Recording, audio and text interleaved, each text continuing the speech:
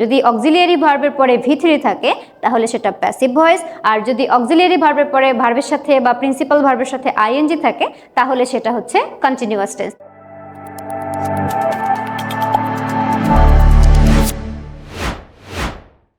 বিসমিল্লাহির রহমানির রহিম। আসসালামু আলাইকুম। আজকের অনলাইন ক্লাসে তোমাদেরকে স্বাগতম। সাথে আছি আমি রিফাত সুলতানা লীরা, ইংরেজি ডিপার্টমেন্ট। চলো তাহলে আমরা এই লেকচারের পরবর্তী অংশ যেটা আছে সেটা হচ্ছে গ্রামার পার্ট দেখে আসি। আজকে আমাদের গ্রামার পার্ট পড়ার বিষয় ভয়েস পার্ট 7। আজকে আমরা দুটো বিষয় নিয়ে গ্রামার পার্ট পড়ব, সেটা হচ্ছে ভয়েসের কগনেট ভার্ব। কগনেট ভার্বটা নিয়ে আজকে আমরা পড়ব। কগনেট ভার্ব কি ফার্স্ট অফ অল সেটা বলে নেই। কগনেট ভার্ব হচ্ছে, আমরা পড়েছিলাম ভার্ব পড়ার সময়, যে ভার্বগুলোর ভার্ব এবং নাউন রূপ দেখতে একই রকম টাইপের সেটাকে আমরা বলে থাকি কগনেট ভার্ব, এবং যে অবজেক্টটা ওই ভার্বটাকে অর্থপূরণে সাহায্য করে তাকে বলা হয় কগনেট অবজেক্ট। দেখি, আমরা ভয়েস চেঞ্জ করার নিয়ম তো অবশ্যই সবাই শিখে গেছে। এর আগে আমরা একটা অ্যাক্টিভ ভয়েস থেকে প্যাসিভ ভয়েস করতে গেলে টোটালি 5টা কাজ করতে হয়। সেটার 1 নম্বর কাজ হচ্ছে অবজেক্ট থাকবে, সেই অবজেক্ট থেকে ফার্স্ট অফ অল আমাকে করতে হবে সাবজেক্ট। নেক্সট যেটা কাজ সেটা হচ্ছে টেন্স, নাম্বার, পার্সন অনুযায়ী বসাতে হবে অক্সিলিয়ারি ভার্ব। তারপরে 3 নম্বর যে কাজটা থাকে সেটা হচ্ছে প্রিন্সিপাল ভার্বের V3 ফর্ম। এরপরে 4 নম্বর যে কাজটা হয় সেটা হচ্ছে প্রেপোজিশন বাই বসানো। নর্মালি আমরা এখন প্রেপোজিশন বাই দেখব, তবে তোমরা বিভিন্ন বইয়ে বিভিন্ন রকমের প্রেপোজিশনের ব্যবহার দেখতে পারো, সেগুলো আমরা আস্তে আস্তে ধাপে ধাপে শিখে যাব। এখন আমরা ব্যবহার করব শুধুমাত্র প্রেপোজিশন বাই। এবং 5 নম্বর যে কাজটা হয় সেটা হচ্ছে সাবজেক্টের অবজেক্টিভ ফর্ম। এটা কিন্তু আমরা এর আগেই দেখে এসেছি। এই 5টা কাজ সম্পন্ন করতে পারলেই তুমি যে কোনো ভয়েসকে বা যে কোনো অ্যাক্টিভ ভয়েসকে প্যাসিভ ভয়েসে রূপান্তর করতে পারবে।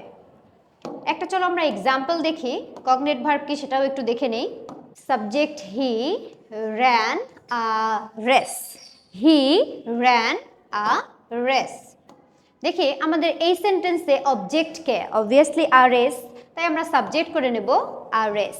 আমরা জানি ভার্ব রান, র্যান, আর একটা হচ্ছে রান।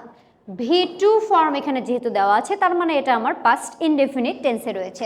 পাস্ট ইনডেফিনিট টেন্সের সময় আমরা অক্সিলারি ভার্ব ব্যবহার করি ওয়াজ অথবা ওয়্যার। ওয়াজটা হচ্ছে সিঙ্গুলার, ওয়্যারটা হচ্ছে প্লুরাল। তাহলে এখানে আমরা দেখতে পাচ্ছি আর রেস, একটা দৌড় প্রতিযোগিতা। অবভিয়াসলি এটা সিঙ্গুলার, তাই আমরা অক্সিলারি ভার্ব ব্যবহার করব এখানে ওয়াজ। রান ভার্বের V3 ফর্ম আমি আগেই বলে নিয়েছি, রান, র্যান, রান, তাই আমরা ব্যবহার করব রান। এরপরে 4 নম্বর যে কাজটা সেটা হচ্ছে প্রেপোজিশন বাই বসানো। আমরা প্রেপোজিশন বাই বসিয়ে দেব এবং আমাদের যে সাবজেক্ট ছিল হি, সেই হি এর অবজেক্টিভ ফর্ম আমরা ব্যবহার করব হিম। এরপর আরও কিছু এক্সাম্পল দেখি, সেটা হচ্ছে he slept a sound sleep. He slept a sound sleep. আমার এখানকার অবজেক্ট হচ্ছে এ সাউন্ড স্লিপ, এটা আমার সাবজেক্ট হবে। এ সাউন্ড স্লিপ এটা আমার সাবজেক্ট। কোন টেন্সে আছে সেটা এবার দেখে নেই।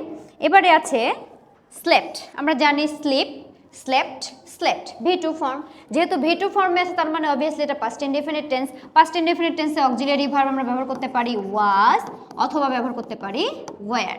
তাহলে আমরা এখানে দেখতে পাচ্ছি এ সাউন্ড স্লিপ, একটা শান্তি ঘুম, যেটা শান্তির ঘুম, সেটা হচ্ছে সিঙ্গুলার, তার মানে আমরা থার্ড পারসন সিঙ্গুলার হলে অক্সিলারি ভার্ব ব্যবহার করব ওয়াজ।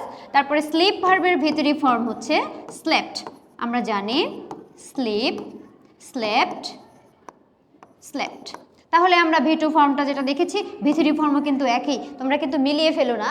V2 ফর্ম চেনার উপায় হচ্ছে সেখানে ওই একটাই ভার্ব থাকবে যেটা V2 ফর্ম। যদি আবার V3 ফর্ম থাকে তাহলে সেখানে obviously auxiliary verb have, has অথবা হ্যাড থাকতে হবে, অথবা উইল হ্যাভ, শ্যাল হ্যাভও থাকতে পারে।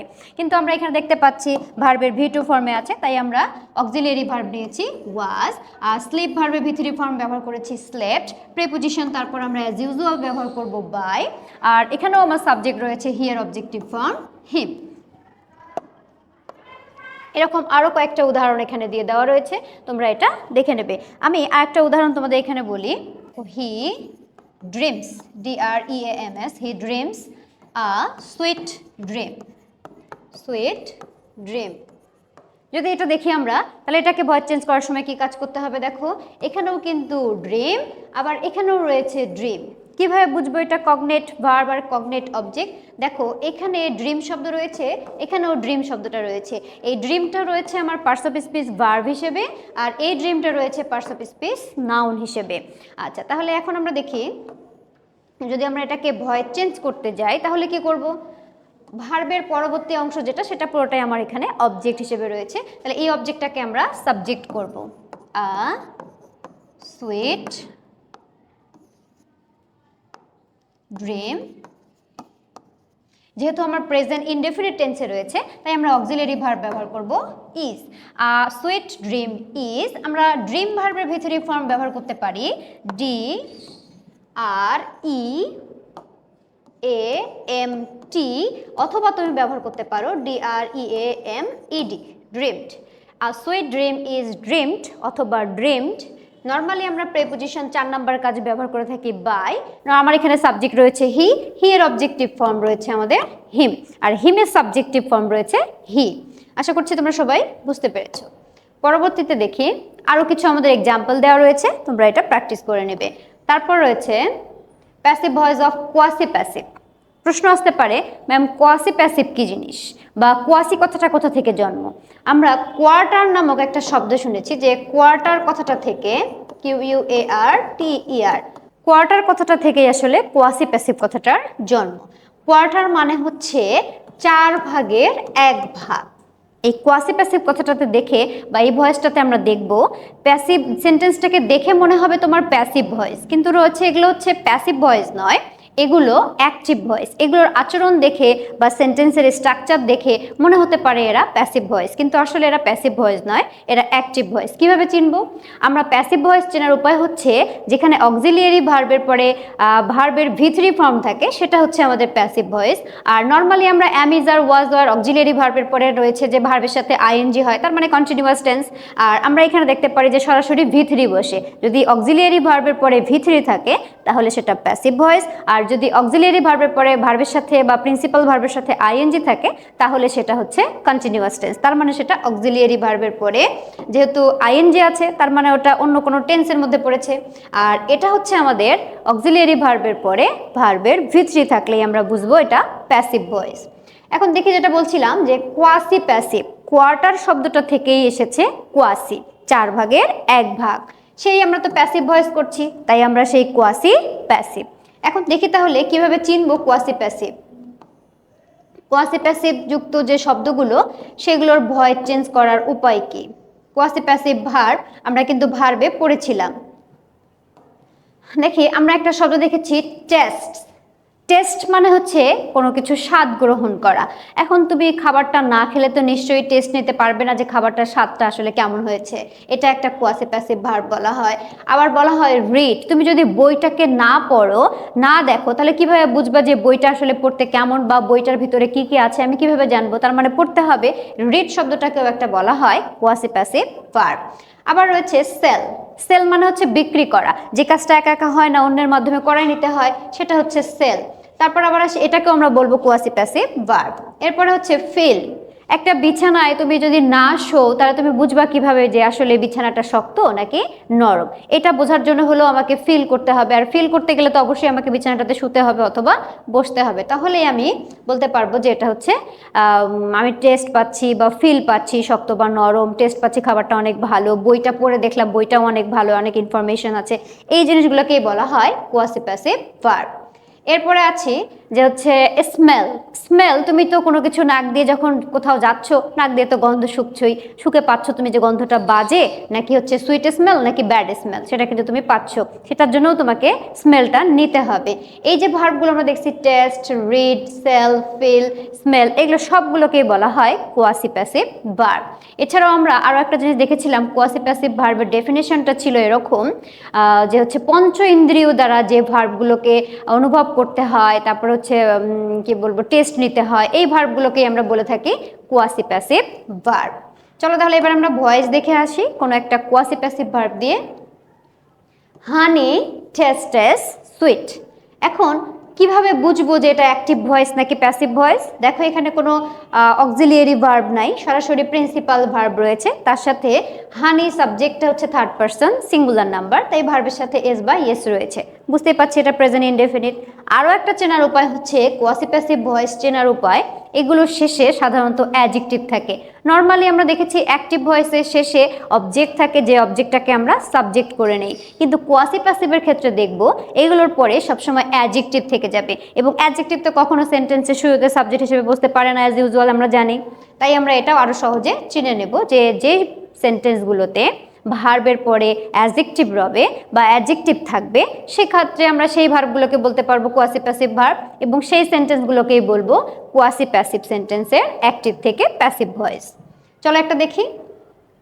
একটা কথা তোমাদেরকে বলে নেই, তোমরা বিভিন্ন বইয়ে দেখতে পারবে এই কোয়াসি প্যাসিভগুলোকে দুইটা সিস্টেমে ভয়েস চেঞ্জ করা থাকে, অ্যাক্টিভ থেকে প্যাসিভ করার জন্য দুইটা স্টাইল ফলো করা হয়। আমরা যেটা সহজ সেটাই তোমাদেরকে দেখিয়ে দিচ্ছি, তবে দুইটাই আমি তোমাদেরকে দেখিয়ে দেব। একটা হচ্ছে আমরা সহজ করে দেখব, সহজ সেন্টেন্সে প্রথমে সেটাই দেখি। যখন আমরা দেখব হানি টেস্টেস সুইট, দেখো এখানে কিন্তু অবজেক্ট নাই, কি রয়েছে অ্যাডজেক্টিভ। অ্যাডজেক্টিভ তো কখনো সেন্টেন্সের শুরুতে সাবজেক্ট হতে পারে না, তাই আমরা এই স্টাইলটাকে এখানে ফলো করব না। আমাদের এই কোয়াসি প্যাসিভ সেন্টেন্সগুলোতে যে শব্দটা সেন্টেন্সের শুরুতে সাবজেক্ট হিসেবে থাকবে সেটাই আমার সাবজেক্ট হিসেবেও কাজ করবে প্যাসিভ ভয়েসেও। অ্যাক্টিভ ভয়েসেও যেটা সাবজেক্ট থাকবে, প্যাসিভ ভয়েসেও ঠিক সেটাই সাবজেক্ট থাকবে। তাহলে আমি নিলাম হানি। এবারে রয়েছে টেন্স। কোন টেন্স দেখো তো, ভার্বের সাথে এস বাই এস থাকলে সেটা প্রেজেন্ট ইনডেফিনিট টেন্স হয়। তাহলে আমি অক্সিলিয়ারি ভার্ব সেখানে ইনডেফিনিট টেন্সে ব্যবহার করতে পারি অ্যাম, ইজ, আর। আমরা তো জানি অ্যাম শুধুমাত্র এর সাথে বসে, আর যত থার্ড পারসন সিঙ্গুলার রয়েছে তার সাথে বসে ইজ। তাহলে আমরা বসালাম সেই সূত্র ধরে ইজ, হানি ইজ। এরপরে আমাদের মেন যে কাজটা সেটা হচ্ছে প্রিন্সিপাল ভার্বের ভিজ রিফর্ম করা। এখন আসি টেস্ট ভার্বের, তাহলে ভিথরি ফর্ম কি হবে? টেস্ট ভার্বের ভিথরি ফর্ম টেস্টেড, নিয়ে আসলাম টেস্টেড, হানি ইজ টেস্টেড। তারপরে আমার বাকি অংশ যেগুলো থাকবে পুরোটাকে আমি বসিয়ে দেব। বাকি অংশ হিসেবে আমার এখানে আছে সুইট, তাহলে আমি বসাই দিলাম সুইট। দেখো কত সুন্দর কাজ। তোমাদেরকে বলেছিলাম যে 4 ভাগের 1 ভাগ কাজ, বা হচ্ছে দেখা যাচ্ছে একটা সেন্টেন্সের 3-4 ভাগ কাজ অলরেডি করে দেওয়াই থাকে। যেমন এখানে আমাকে সাবজেক্ট নিতে হয়নি, সাবজেক্টটা রয়ে গেছে, এখানে অবজেক্টের কাজ নাই, এখানে অ্যাডজেক্টিভ রয়েছে, এটা আমরা নিয়েছি। তাহলে শুধু আমাকে ব্যবহার করতে হয়েছে অক্সিলিয়ারি ভার্ব এবং প্রিন্সিপাল ভার্বের ভিথরি। তাহলে আমাকে শুধুমাত্র 2টা কাজ করেই এই সেন্টেন্সটার ভয়েস আমি করতে পেরেছি। তাহলে খুব বেশি জটিলতায় যেতে হলো না, এটা কিন্তু আমরা খুব সহজেই করতে পারি। আচ্ছা, এই সেন্টেন্সটাকেই আমরা আরো একভাবে, তোমরা বিভিন্ন বইয়ে দেখতে পারবে, আমরা ব্যবহার করতে পারি এরকম। আমরা এটাকে করতে পারবো সাবজেক্ট হিসেবে নিব হানি, তারপরে নিব হানি অক্সিলিয়ারি ভার্ব, যেহেতু প্রেজেন্ট ইনডেফিনিট টেন্সে আছে তাহলে আমরা নিব auxiliary verb is, honey is sweet, honey is sweet. দেখো আমরা এটা একটা সেন্টেন্স বানিয়ে নিলাম, হানি ইজ সুইট। এটাকে এখন একটা কনজাংশন ব্যবহার করতে পারবো, যেটার নাম হচ্ছে ওয়েন। আমরা তো কনজাংশন ইতিমধ্যে জেনে গেছি, দুইটা সেন্টেন্সকে কম্বাইন করে বা জয়েন করে, যেটা সেই শব্দটাকে আমরা বলতে পারি কনজাংশন। তাহলে এখানে কনজাংশন হিসেবে একটা শব্দ ব্যবহার করতে হবে যেটার নাম ওয়েন। নর্মালি আমরা ভয়েস চেঞ্জে কিন্তু কোথাও কনজাংশন দেখিনি, এই কোয়াসি প্যাসিভের ক্ষেত্রে এসে আমরা কনজাংশনে ব্যবহার দেখতে পারবো ওয়েন। তোমাদের প্রশ্ন আসতে পারে মনে, ম্যাম এখানে কি আমরা অন্যান্য কোনো কনজাংশন ব্যবহার করতে পারবো কিনা, যেমন and, but, or, yet, as, since, when, এগুলো কোনোটার ক্ষেত্রে নয়, শুধুমাত্র আমরা ব্যবহার করতে পারবো ওয়েন। এই কোয়াসি প্যাসিভের ক্ষেত্রে শুধু আমরা ওয়েন শব্দটাকে, ওয়েন কনজাংশনটাকেই ব্যবহার করতে পারবো। এরপর আসি, ম্যাম একটা তো করেছি যে হানি ইজ সুইট ওয়েন। এখন আমার এখানে দেখো সাবজেক্ট রয়েছে হানি, আমরা তো জানি যে আগে নাউনের ব্যবহার তারপরে নিয়ে আসতে হয় প্রোনাউনের ব্যবহার। তাহলে এই হানি যদি আমি আবার ব্যবহার করি নাউনের পুনরাবৃত্তি হবে, তাই আমরা রিপিট না করে ওই নাউনের প্রোনাউন ফর্ম নিব। এখানে যে নাউনটা থাকবে তারই প্রোনাউন ফর্মটা ব্যবহার করব। হানি তো একটা বস্তুবাচক জিনিস, তাই আমরা এটা প্রোনাউন ফর্ম নিতে পারি it. Honey is sweet when. আমরা দেখব এখানেও ইট হচ্ছে থার্ড পারসন সিঙ্গুলার নাম্বার, প্রথম অংশটা যে টেন্সে থাকবে পরবর্তী অংশটাও সেই টেন্সে দিতে হবে, তাই আমরা অক্সিলিয়ারি ভার্ব ব্যবহার করব ইজ। তাহলে honey is sweet when it. এখন দেখো আমাদের এখানে প্রিন্সিপাল ভার্ব কি ছিল? টেস্ট। তাহলে আমরা সেই ভার্বের বসায় দেব ভি3, টেস্টেড। দেখো honey is sweet when it is tasted. এভাবেও তুমি ভয়েস চেঞ্জ করতে পারো। আবার আমি প্রথমে যেটা করেছি সিম্পল সেন্টেন্সে একদম হানি ইজ টেস্টেড সুইট, তুমি এটাও করতে পারো। আমরা কিন্তু সেটা তোমাদেরকে বলে দিয়েছি যে দুইটাই করা যায়, তবে আমরা প্রেফার করি বা আমি ব্যক্তিগতভাবে যেটা প্রেফার করছি তোমাদের সেটা হচ্ছে অবশ্যই তুমি প্রথম যে নিয়মটা আমি পড়িয়েছি, হানি ইজ টেস্টেড সুইট, এটা সুন্দরভাবে একটা কাজ হানি আমার দিয়ে দেওয়াই আছে, সুইট দিয়ে দেওয়া আছে, শুধু অক্সিলিয়ারি ভার্ব আর প্রিন্সিপাল ভার্বের ভিতরে বসালেই আমার হয়ে যাচ্ছে। তাহলে আমি সহজেই যেটা করতে পারবো সেটাকে আমরা ফলো করব। দেখো আমরা এখানে বলে দিয়েছি প্রথম নিয়মটি অনুসরণ না করাই ভালো, পরের নিয়মটি তুমি ভালোভাবে আয়ত্ত করে নেবে, এটাই তোমার জন্য অনেক বেশি ভালো। আচ্ছা, এটা তো কোয়াসি প্যাসিভ গেল। প্রেজেন্ট টেন্স, এটা প্রেজেন্ট টেন্সে হতে পারে, পাস্ট টেন্সেও হতে পারে, তবে অন্যান্য টেন্সে সাধারণত এগুলো থাকে না। আরেকটা টেন্স হতে পারে সেটা হচ্ছে কন্টিনিউয়াস টেন্স। দেখো কন্টিনিউয়াস টেন্সের ক্ষেত্রে আমরা করতে পারি, আমরা কোয়াসি প্যাসিভকে দুইভাবেই শুধু করতে পারবো ভয়েস চেঞ্জ, একটা হচ্ছে কন্টিনিউয়াস টেন্স আর একটা হচ্ছে ইনডেফিনিট টেন্স। সেটা প্রেজেন্ট ইনডেফিনিট অথবা পাস্ট ইনডেফিনিট হতে পারে, অথবা প্রেজেন্ট কন্টিনিউয়াস অথবা হতে পারে পাস্ট কন্টিনিউয়াসে। সেই কন্টিনিউয়াসের একটা এক্সাম্পল দেখি, সেটা হচ্ছে the house is building. The house is building, দেখো ভার্বটা কিন্তু কন্টিনিউয়াস অবস্থায় আছে। দেখো এটা পরেও কিন্তু কোনো অবজেক্ট নেই, তোমাদেরকে আমি আগেই বলেছি কোয়াসি প্যাসিভে কোনো অবজেক্ট থাকে না। আচ্ছা, তারপর দেখি দ্য বুক ইজ প্রিন্টিং, বইটা প্রিন্ট হচ্ছে। তারপর দেখো দ্য কাউ ইজ মিল্কিং, গরুটা দুধ দিচ্ছে। তারপরে বলছে দ্য ফ্লাওয়ার্স আর স্মাইলিং, ফুলগুলো হাসছে। তার মানে এটাও কিন্তু আমাদের একটা কোয়াসি প্যাসিভ। কিভাবে চিনলাম? দেখো এগুলোর একটার পরেও কোনো অবজেক্ট নাই, যেহেতু অবজেক্ট নাই তার মানে এটা হচ্ছে কোয়াসি প্যাসিভ ভার্ব। এটা আরো অনেক বেশি মজার, চলো একটু দেখে আসি উদাহরণগুলো। দেখো একটা এক্সাম্পল দেখি, দ্য হাউস ইজ বিল্ডিং, বাড়িটি তৈরি হচ্ছে। এখানে যেহেতু কোনো অবজেক্ট নেই তার মানে আগেরটাই আমরা থাকবো দ্য হাউস। এখানে অক্সিলিয়ারি ভার্ব কিন্তু অলরেডি দিয়ে দেওয়া আছে, তাই আমরা ওই অক্সিলিয়ারি ভার্বটাকেও ব্যবহার করব। যেহেতু আমাদের সাবজেক্টটা অপরিবর্তনীয় অবস্থায় আছে তাই অক্সিলিয়ারি ভার্বটাও অপরিবর্তনীয় অবস্থায় থাকবে। এরপরে আসি, দেখো একটা নতুন শব্দ আমরা ব্যবহার করেছি। কি, আমরা কিন্তু এর আগে দেখেছিলাম present continuous tense, past continuous tense এবং ফিউচার কন্টিনিউয়াস টেন্সে অক্সিলিয়ারি ভার্বের সাথে নতুন একটা শব্দ যুক্ত হয়, সেটা হচ্ছে, দেখো আমরা দেখব am, is, are. Auxiliary verb was, auxiliary verb were. এছাড়াও আরেকটা ছিল শ্যাল বি অথবা ছিল উইল বি। এগুলো সবগুলো হচ্ছে কন্টিনিউয়াস টেন্সের ক্ষেত্রে। এগুলোর পরে আমরা একটা শব্দ ব্যবহার করব, সেটার নাম হচ্ছে বিং। এগুলো কোথায় থাকবে? এগুলো আমরা দেখব যে কোনো কন্টিনিউয়াস টেন্স, যে কোনো কন্টিনিউয়াস টেন্সের যদি আমরা ভয়েস চেঞ্জ করতে যাই তাহলে আমরা দেখতে পারবো যদি অ্যাম, ইজ, আর থাকে তাহলে সেটা প্রেজেন্ট কন্টিনিউয়াস, যদি ওয়াজ অথবা ওয়ার থাকে তাহলে সেটা পাস্ট কন্টিনিউয়াস, শ্যাল বি অথবা উইল বি থাকলে সেটার নাম হচ্ছে ফিউচার কন্টিনিউয়াস। এগুলো তো অক্সিলিয়ারি ভার্ব আমার থাকবে, এগুলোর সাথে নতুন একটা শব্দ যুক্ত করতেছিলাম আমরা বিং, সেটাই এখন আমরা এখানে দেখব। দেখি, আমরা সাবজেক্ট নিয়েছি দ্য হাউস, অক্সিলিয়ারি ভার্ব নিয়েছি ইজ। এবারে দেখো ভার্বটার সাথে কিন্তু আইএনজি আছে, যেহেতু ভার্বটার সাথে আইএনজি রয়েছে তার মানে কিন্তু আমরা এখানে অক্সিলিয়ারি ভার্বের পরে কি ব্যবহার করতে পারবো? Being. The house is being. এবারে আমরা দেখছি এখানে ভার্ব রয়েছে বিল্ড।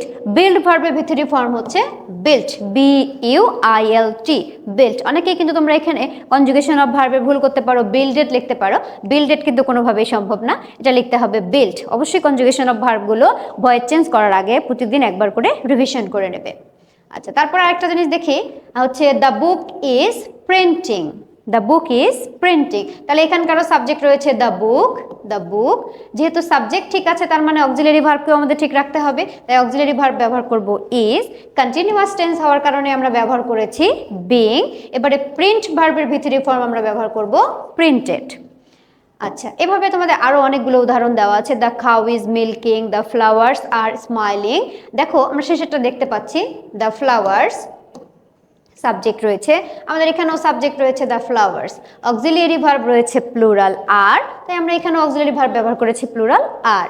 এবারে ভার্বের সাথে যেহেতু আইএনজি আছে তাই আমরা নিয়েছি বিং। স্মাইল ভার্বের ভিতরে ফর্ম হচ্ছে স্মাইল, ফুলগুলো যেন হাসছে। তোমাদের একটা মনে প্রশ্ন আসতে পারে, ম্যাম আপনি কোয়াসি প্যাসিভের ক্ষেত্রে বলেছিলেন যে অ্যাডজেক্টিভ থাকবে, কোনো অবজেক্ট থাকবে না, তাহলে ম্যাম এটার ক্ষেত্রে আমরা কিভাবে বুঝবো যে এটা অ্যাডজেক্টিভ কিনা? তোমাদেরকে লিঙ্কিং ভার্ব তো অবশ্যই পড়ানো হয়েছে। লিঙ্কিং ভার্ব যখন পড়েছো তখন তোমরা দেখেছিলে যে আমরা লিঙ্কিং ভার্ব হিসেবে দেখেছিলাম অ্যাম, ইজ, আর, ওয়াজ, ওয়্যার, এই 5টা ভার্ব যখন প্রিন্সিপাল ভার্ব হিসেবে দায়িত্ব পালন করে তখন সেটাকে বলা হয় যে এটা হচ্ছে লিঙ্কিং ভার্ব। এখন কথা, এখানে দেখো, এখানেও কিন্তু আমরা বলেছি অক্সিলিয়ারি ভার্ব ইজ রয়েছে। লিঙ্কিং ভার্বের পরে দেখো ভার্বের সাথে আইএনজি আছে। এখন তোমার এখানে মনের মধ্যে প্রশ্ন আসতে পারে, ম্যাম যে এখানে আসলে ইজটা কি অক্সিলিয়ারি ভার্ব নাকি প্রিন্সিপাল ভার্ব? সে তো একা নাই, তার সাথে আরো একটা ভার্ব আছে। হ্যাঁ, এখানে ইজটা কিন্তু অক্সিলিয়ারি ভার্ব, এখানে ভার্বটা কিন্তু বিল্ডিং প্রিন্সিপাল ভার্ব। এটার সাথে কিন্তু তোমরা মেলাবে না। এখানে কিন্তু কোনো অবজেক্ট নাই, বা এই জায়গাটাতে কন্টিনিউয়াস টেন্সের ক্ষেত্রে কোনো অ্যাডজেক্টিভও থাকবে না, সরাসরি সাবজেক্ট, ভার্ব এবং প্রিন্সিপাল ভার্বের সাথে আইএনজি। তাই এখানে ইজটাকে কিন্তু তোমরা লিঙ্কিং ভার্ব বলবে না। এই ইজটা কিন্তু হচ্ছে প্রিন্সিপাল ভার্বের একটা সাহায্যকারী ভার্ব হিসেবে বসেছে ইজ, এবং ইজটার নাম এখানে আমরা বলবো অক্সিলিয়ারি ভার্ব, আর এই বিলটার নাম বলবো আমরা হচ্ছে প্রিন্সিপাল ভার্ব। আর কন্টিনিউয়াস টেন্সের ক্ষেত্রে এগুলোর পরে কোনো অ্যাডজেক্টিভও থাকবে না, অন্য কোনো অবজেক্ট, নাউন বা প্রোনাউনও থাকবে না। আচ্ছা, যখন কন্টিনিউয়াস টেন্স থাকবে তখন কোনো অবজেক্ট থাকবে না। আর যখন আমরা কোয়াসি প্যাসিভের ইনডেফিনিট টেন্স দেখব তখন সেখানে প্রেজেন্ট ইনডেফিনিট অথবা পাস্ট ইনডেফিনিট দুইটার ক্ষেত্রেই অ্যাডজেক্টিভ থাকতে পারে, কিন্তু অন্য কোনো শব্দ থাকবে না। আচ্ছা, এই ছিল আজকে তোমাদের দুইটা শব্দের হচ্ছে ভয়েস চেঞ্জ, একটা হচ্ছে কগনেট ভার্ব, একটা হচ্ছে কোয়াসি প্যাসিভ ভার্বের ভয়েস চেঞ্জ। লেভেল 1 আর লেভেল 2টা আসলে কি জিনিস তোমরা কিন্তু অলরেডি বুঝে গেছো 31 থেকে 35 লেকচার, তারপরও আমি আরেকবার বলে দিচ্ছি। লেভেল 1টা হচ্ছে প্রাইমারি বেসিসে তুমি যেগুলো শিখেছো ঠিক সেগুলোর মধ্যে।